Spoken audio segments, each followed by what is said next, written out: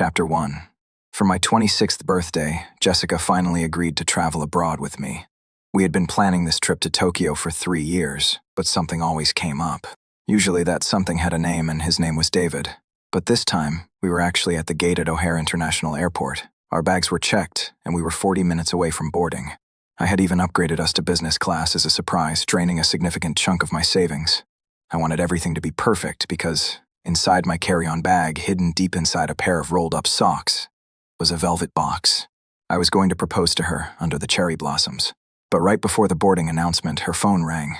It was that special ringtone she had set, a piercing, urgent siren that always made my stomach drop. She looked at the screen, her face paling instantly. "It's David," she said, her voice tight. I tried to keep my composure as I told her, "We are boarding in 10 minutes, Jess. Don't answer it. He knows you're leaving." She ignored me and answered anyway, speaking into the phone. "David, what's wrong?" I watched her expression shift from concern to panic. She turned her back to me, whispering furiously, then hung up and looked at me with wide, teary eyes. She stammered, "I can't go. David's mom just called him. She's having a health scare. He's freaking out. He's all alone, Mark. I have to go to him." I felt the blood drain from my face as I reasoned with her. His mother has a husband, Jess, and David is 26 years old. He is a grown man. We are literally about to board a 13-hour flight. "You don't understand," she snapped, grabbing her purse. "He has anxiety. If I'm not there to calm him down, he might hurt himself. How can you be so heartless?" "I'm heartless." I laughed, a dry, humorless sound. "It's my birthday, Jessica. I paid $5,000 for these tickets. If you walk away now, we are done. I'm not joking." She didn't even hesitate. She looked at me with disgusted disbelief, as if I were the villain in her life story, and said, "Fine. If you care more about a stupid vacation than a human life, then maybe we should be done. Enjoy Japan alone, selfish jerk." She turned on her heel and ran back toward the terminal exit, leaving me standing there holding 2 boarding passes. The gate agent looked at me with pity and said, "Sir, we're boarding Group 1. I looked at the empty corridor where my girlfriend of 5 years had just vanished. I took a deep breath, ripped her boarding pass in half, and walked onto the plane. I drank 3 glasses of champagne before takeoff, and didn't sleep for a single second of the flight. When I landed in Tokyo, my phone reconnected to the network, and a flood of notifications hit me. But the one that stopped my heart wasn't a text from Jessica apologizing. It was an Instagram post from David. It was a photo taken in a dimly lit room. Jessica was asleep on a beige sofa, David's sofa. She was curled up with a blanket, looking peaceful. The caption read, "True love is just 1 phone call away. You call, and she runs to you straight from the airport, abandoning the world just to hold your hand. My guardian angel." The rage I felt wasn't hot, it was ice cold. It started in my chest and froze my veins. Everyone from our college friend group had seen it. They were all watching, waiting to see how Mark, the pathetic boyfriend, would react. They expected me to comment something passive-aggressive or desperate-like, "I hope you guys are okay." Instead, I sat in the arrivals lounge of Narita Airport, connected to the Wi-Fi, and typed a comment that would burn the bridge forever. I wrote, "You're already sleeping in the same bed and she rushed to you like a frantic wife. Might as well get married and stop wasting my time. Congrats, bro." Then, I turned off my phone. Chapter 2. Jessica knew my patience was thin, but she had always banked on my desperation. In our relationship, she held all the cards. Whenever we fought, she would block me on everything. WhatsApp, Instagram, iMessage, punishing me with silence until I came crawling back with flowers and apologies for things I hadn't even done. She would unblock me when she was ready to be forgiven. And I, like a fool, never blocked her. I always kept the line open, hoping she would come back. But this trip was different. I spent 15 days in Japan alone. I didn't speak the language, and while I got by with basic English and translation apps, the isolation was profound. I wandered the neon-lit streets of Shinjuku, ate ramen in solitary booths where no one spoke to me, and watched couples walking hand-in-hand by the Sumida River. Without her constant drama, without the anxiety of wondering why she wasn't texting back, my mind began to clear. It was like a fog lifting. I realized I hadn't been a boyfriend. I had been a placeholder, a wallet, a safety net for when David was too busy dating other girls to pay attention to her. On the 3rd day, she unblocked me. I saw the notification but didn't open the app. On the 7th day, she sent a message asking, "Are you seriously going to ignore me? My mom was asking about you." I deleted the thread without replying. On the 14th day, the day before I flew back to Chicago, she messaged again, saying, "I'll pick you up tomorrow. Let's talk." I knew what that meant. She was offering a truce. In her mind, she was being generous. She expected me to be grateful that she was willing to drive to the airport. In the past, I would have been overjoyed. I would have bought her a souvenir to say thank you. But this time, I felt nothing. No joy. No anger. Just a dull exhaustion. I replied with one word, typing, "Thanks." Then I tossed my phone onto the hotel bed and started packing. I looked at the velvet ring box I had carried around Tokyo for 2 weeks. I hadn't opened it once. I walked over to the hotel trash can, held the box over the rim, and hesitated. No, that was a waste of money. I'd sell it. I'd sell it and buy a new gaming PC. I slept better that night than I had in 5 years. Chapter 3. I landed at O'Hare at 7 in the evening. The terminal was bustling with families reuniting, lovers hugging, and drivers holding signs. I scanned the crowd for Jessica. She wasn't there. I grabbed my 2 massive suitcases and dragged them out to the arrival pickup zone. The wind was biting, typical for Chicago. A taxi driver pulled up, rolled down his window, and asked, "Where to, young man?" I forced a smile and replied, waiting for someone to pick me up. "Thanks, though." I had sent Jessica my flight info 3 times. She knew exactly when I landed. She knew I had heavy bags. I checked my phone. No texts, no calls. I waited. 30 minutes passed, then an hour. The sky turned pitch black. The wind picked up, cutting through my jacket. The same taxi driver circled back for the 3rd time. He stopped in front of me, looking concerned, and said, "I've done 3 loops, kid. It's getting late, and the temperature is dropping. If you don't go now, you're going to freeze. Your ride isn't coming." I looked at my phone one last time. Nothing.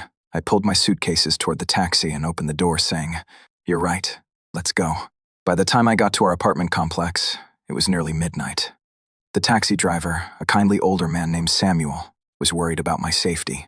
He waited at the entrance with his headlights on, illuminating the path. Samuel called out, "Good luck, son. Don't let people treat you like an option." His words hit harder than he probably intended. Even a stranger cared more about my safety than the woman who claimed to love me. I dragged my bags into the elevator and up to the 10th floor. The apartment was dark. Jessica wasn't home. I didn't even bother calling her. I just washed my face, collapsed onto the couch in sheer exhaustion, and opened my email. There was a message from Sarah, my direct manager at the engineering firm. She wrote, "Mark, are you really not going to reconsider the Dubai project? It's a massive infrastructure assignment. 2 years. Tax-free salary. You'd be the lead project architect." The email continued. "I know you said you couldn't leave your girlfriend, but the offer stands for 48 more hours. Think about it. Sarah had been pushing me to take this job for months. It was a career-defining role, but I kept turning her down, using excuses. The truth was, I couldn't bear to leave Jessica. I thought if I left, she would cheat on me. The irony was bitter. I stayed, and she was emotionally cheating on me anyway. Lisa, Sarah's assistant, followed up with a text saying, "Mark, seriously. The base salary jumps to 200 grand, plus housing allowance. Stop being an idiot for a girl who wouldn't cross the street to spit on you if you were on fire." Lisa had always hated Jessica. She saw right through her. I thought about our graduation 5 years ago. We had written our dreams on sticky notes on a future wall. Other guys wrote things like, "Make $1 million." I had carefully written, "Build a home with Jessica." 5 years of my life, revolving around her orbit. And she couldn't even pick me up from the airport. I opened the chat with Sarah. I typed 2 words. "I'm in." She replied instantly, despite the late hour, saying, "Thank God, you finally grew a spine. I'll have legal draw up the paperwork tomorrow. You need to pass the APMC before you fly out. It's brutal, Mark. Start studying now." Chapter 4. The APMC exam was notorious. It wasn't just English. It was technical jargon, complex law, and advanced mathematics. The pass rate was 30%. I had avoided it for years because I preferred spending my evenings driving Jessica around or listening to her complain about her coworkers. Now, I had a purpose. I ordered the study guides on my laptop and started looking through past tests. I was dozing off at my desk around 1 in the morning when I heard the front door unlock. Footsteps clicked on the hardwood floor. "Mark?" She called out. Her voice was annoyed. "Mark." She pushed open the study door and saw me slumped over the desk, asking, "You're back? Why didn't you answer your phone?" I rubbed my eyes and sat up, looking at her. She was wearing a tight black dress, her makeup slightly smudged. She smelled of cigarette smoke and a distinct cologne, Santal 33. "David's cologne." "I just finished work," she lied. tossing her purse on the chair. I tried calling you. Why didn't you tell me you landed? I checked my phone. 0 missed calls. 0 messages. She was gaslighting me to my face, banking on my fatigue to make me doubt reality. I sent you my flight info, I said calmly. I waited for 2 hours. Well, you should have called, she snapped, playing the victim immediately. David had a panic attack. His claustrophobia kicked in when he got stuck in an elevator for 2 minutes. She continued. He started hyperventilating. I couldn't just leave him there to die, Mark. I had to drive him to the emergency room. The emergency room, I repeated flatly. For getting stuck in an elevator. It is a condition, she shrieked. God, you are so insensitive. I know you're mad about the airport thing, but do you have to be such a jerk about a medical emergency? I'm not mad, I said, and I meant it. She paused, frowning. My lack of anger confused her. Usually, by now, I would be shouting, demanding to know why David was always the priority. Then she would call me controlling, and the cycle would continue. You're not mad? She asked suspiciously. Nope, I replied, standing up and stretching. You guys are close. It is natural you'd want to help him. I'm tired. I'm going to bed. I walked past her. She stood there, stunned. Mark, she called out, her tone sharpening. If you have something to say, just say it. Don't play these passive-aggressive games with me. Scream at me if you want, but don't ignore me. I'm not playing games, Jess. I'm just tired, I said. I went into the bedroom, closed the door, and locked it. I heard her try the handle a minute later, then kick the door in frustration. You locked the door. Are you kidding me? She yelled from the hallway. This is my apartment, too. I need sleep to study tomorrow, I shouted back. Sleep in the guest room. That night, I slept like a baby. I knew exactly why she was angry. She had prepared a whole script of excuses, a whole battle plan to make me feel guilty for being needy, and I had denied her the war. Chapter 5. The next morning, I walked out of the bedroom to find a small cake on the dining table. Jessica was sitting there, looking exhausted, but trying to look sweet. Happy belated 26th birthday, Mark, she said softly. I blinked, she remembered. Or, more likely, Facebook reminded her. The reason I didn't go to Japan, truly. It was because the doctor said David was unstable, she explained hurriedly. If I didn't stay, he might have done something terrible. That night in the photo, I collapsed on his sofa from exhaustion after talking him off a ledge. It wasn't what you think. I walked up to the table. The cake was a strawberry shortcake. Strawberry, I said. Yeah? Your favorite, she replied, looking up at me. My favorite is chocolate, Jess, I corrected her. David's favorite is strawberry. She froze. Her face turned a shade of pink that matched the frosting. Oh, the bakery was out of chocolate, she stammered. This was the only one left. Right, I smiled at her. It is fine. Thank you for the cake. I lit the candles myself. I closed my eyes and made a silent wish. Pass the APMC exam. Leave this toxicity. Make $1 million. I blew out the candles and said, Thanks, Jess. First day back and I'm already getting treated. She frowned, studying my face. Mark, can you just let me explain? Explain what? I asked as I cut a slice of the cake and took a big bite. It was sickeningly sweet. About you and David. Don't worry, I'm not jealous anymore. You're not? She asked, surprised. No, I said. You guys grew up together. He is like your brother, or your child. It is natural you have to take care of him since he can't function as an adult male. I understand completely. The insult flew right over her head, or maybe she chose to ignore it. She looked relieved, but there was a flicker of guilt in her eyes. Mark, there's a company gala tonight, she started, pivoting the conversation. Employees can bring their partners. I was hoping we could go. In the past, I would have jumped at this. I loved being seen with her. I wanted to mark my territory to show the world we were a power couple. I can't, I said, putting down the fork. I have a lot of work to catch up on, and I need to study. Study? Study for what? She asked. Just some certification for work. Nothing major, I replied as I stood up to leave. But I'm supposed to bring a +1, she complained. Everyone is bringing their husbands or boyfriends. Take David, I said, grabbing my laptop bag. He likes free food, and he needs to get out of the house, right? She slammed her hand on the table and shouted, Fine, I will take David. God, you are frustrating. She stormed off to the bathroom. I walked out the door, feeling lighter than air. Chapter 6. I didn't go home that evening. I went to a study center downtown to cram for my exam. My phone buzzed with a notification, a special alert I used to have set for David's Instagram. I had forgotten to turn it off. It was a photo from the gala. David was wearing a tuxedo that was slightly too big for him. His arm draped possessively around a woman in a red evening dress. Her face was turned away, but I knew that dress. I had bought it for her last Christmas. The caption read, "Childhood sweethearts, aren't we practically family?" Some people just don't appreciate what they have, stepping up when others step out. Jessica had liked the post. I laughed out loud in the quiet study hall, earning a glare from a medical student next to me. "Sorry," I whispered. I unliked the photo, unfollowed both of them, and removed them from my favorites. Then I texted my buddy, Alex, who was flying in from New York, saying, "Yo, drinks tonight. I need to celebrate." "Celebrate what? The engagement?" Alex replied. "Celebrate my freedom. Meet me at the underground." I typed back. We got wasted. Well, Alex got wasted. I stayed relatively sober because I had studying to do. Around 2 in the morning, I checked my phone. 12 missed calls from Jessica, and a text that said, "Where are you? It is late," followed by another message saying, "I didn't stay long at the party. David got drunk and embarrassing. I'm home. Come home." In the past, if she had been out drinking, I would be waiting by the door with electrolytes and makeup remover wipes. I would carry her to bed. I would listen to her slur about her night. I replied typing, "Staying at Alex's. Don't wait up." She replied instantly, demanding, "Why? Are there girls there?" I didn't answer. I turned off my phone and went to sleep on Alex's pull-out couch. Chapter 7.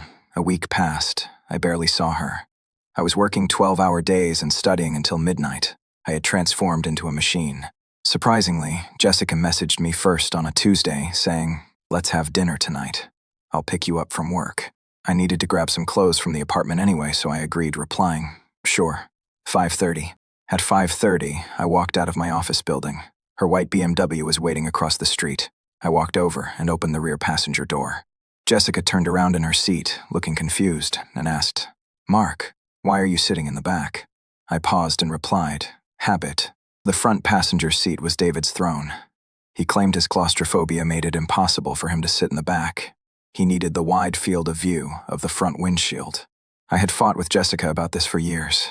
Once, she even made me get out of the car in the rain so David could sit in the front because he was feeling faint. "Get in the front," she said, her voice strained. "Please, it is fine. I have some emails to read. The back is better," I said. I sat down and buckled up. Her eyes watched me in the rearview mirror, filled with unease. We drove in silence for 10 minutes. Then her phone buzzed. The car's Bluetooth system announced, "Incoming call, David." She hit decline immediately. A minute later, "Incoming call, David." She declined it again, her knuckles white on the steering wheel. "You should answer it," I said from the back, not looking up from my phone. "He might be stuck in another elevator." "He is fine," she muttered. The phone rang a third time.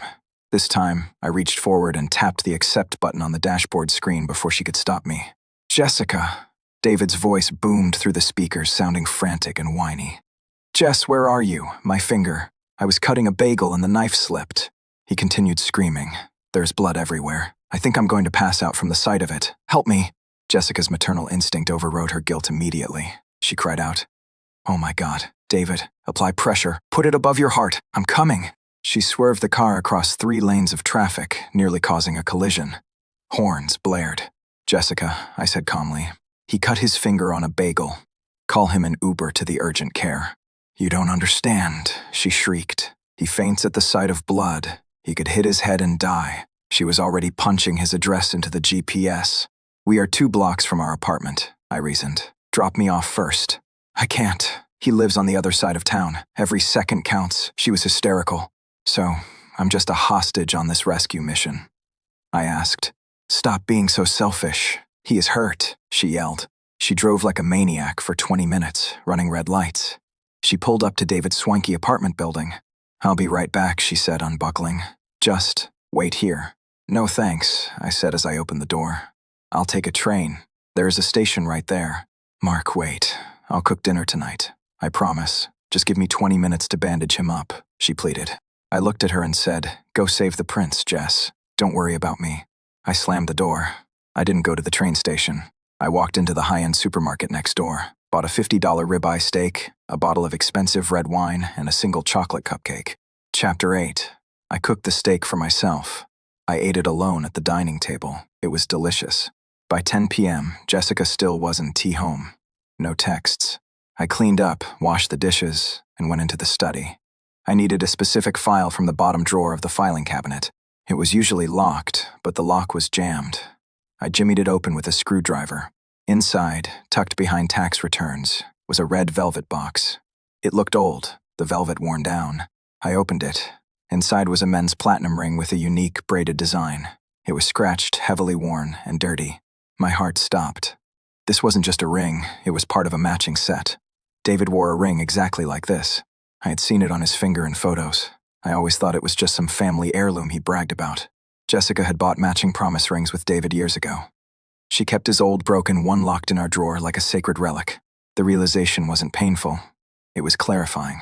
It was the final nail in the coffin. She was emotionally married to him. I was just the guy paying half the rent. I put the ring back. The next morning, she finally came home. She looked disheveled. David needed stitches, she said, avoiding my eyes. It was a deep cut. Wow, a bagel injury requiring stitches. Truly a warrior, I said, pouring coffee. Why you like this? I said I was sorry, she asked, trying to hug me. I sidestepped her.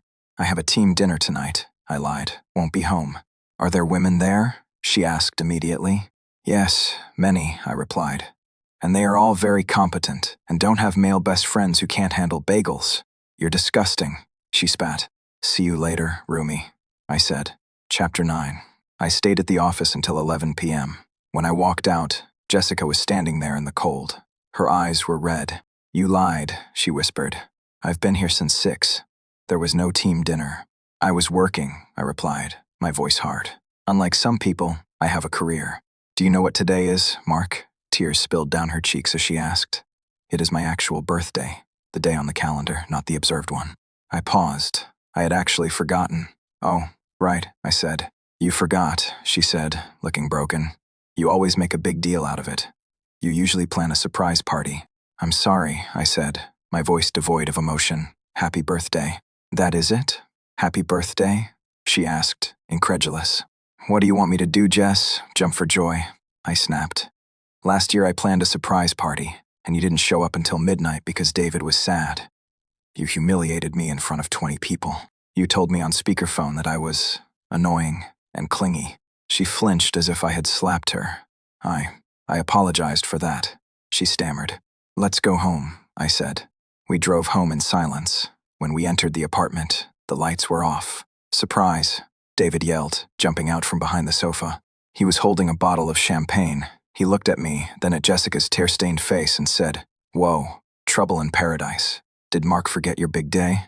Don't worry, baby girl, Davy is here. He walked over and hugged her. Jessica didn't push him away. She melted into him. I ordered food, David said, looking at me with a smirk. Since Mark clearly dropped the ball. We sat down to eat. David had ordered spicy Szechuan food. Mark, try this fish, David said, putting a piece in Jessica's bowl. Oh wait, watch out for bones. Jessica's terrible with bones. Remember when we were 10 and you choked? I remember, Jessica said softly, smiling at him. Here, let me debone it for you, David offered. He picked through her food with his chopsticks. It was intimate and gross. Then David took a bite of the ribs I had made the day before. He spat it out on the table. Mark, these are spoiled. Are you trying to poison her on her birthday? He picked up the chewed piece of meat and held it up to Jessica's face. Smell this. Doesn't it smell like rot? He asked. Jessica looked at the meat, then at me. Something snapped in her. Maybe it was my coldness over the last week. Maybe she finally saw how pathetic David looked holding chewed meat. Get out, she said. David blinked. What? I said, get out, David, she repeated firmly. Jess, come on. I'm just looking out for you. David started. You are rude, she interrupted, standing up and pointing at the door. Mark cooked that. It is fresh. Get out of my house. David's face turned red. He stood up, throwing his napkin down, and yelled, Fine, be that way. I come here to save your birthday, and this is the thanks I get. You're turning into a bitch, just like your mother. He stormed out, slamming the door so hard a picture frame fell off the wall. Chapter 10. Jessica sat back down, shaking. I'm sorry, she said. He is jealous. I continued eating my rice and replied flatly, It is fine.